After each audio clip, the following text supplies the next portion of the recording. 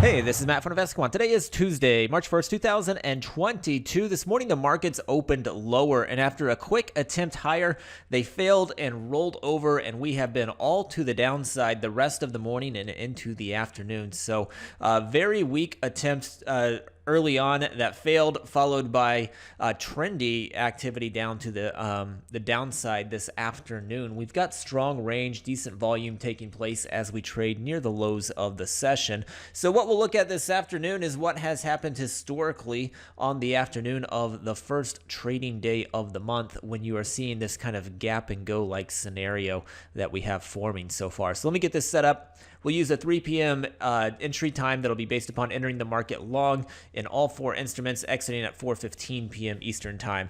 So this morning we opened lower. I'm going to add that to the test by clicking on gap down from the gap direction. And then since then, we have pretty much been all to the downside. So I'm going to say that at 3 o'clock, we are trading below the open. I could be a little bit more specific than that, but I don't want to lose too many samples. And it's a rare day in a weaker market environment, so we don't have a whole lot to begin with. So I'm going to keep it a little bit more simple here and just say that we're trading below the open after a gap down. So not only did we open a little bit weaker, we're continuing lower after the open.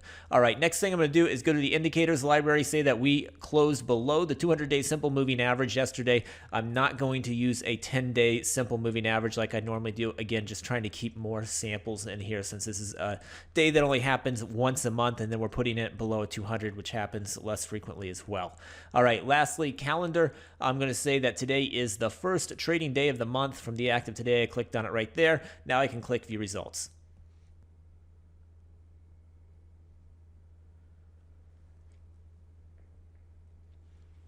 All right, here we go. These are the results based upon entering the market long at 3 p.m. Eastern time, exiting at 4:15 p.m. Eastern time, when it's the first trading day of the month and you have a gap down that morning that continues lower into the afternoon. This is taking place below a 200-day simple moving average. Historically, just 16 samples to examine here in the S&P, and that's dating back to 2003.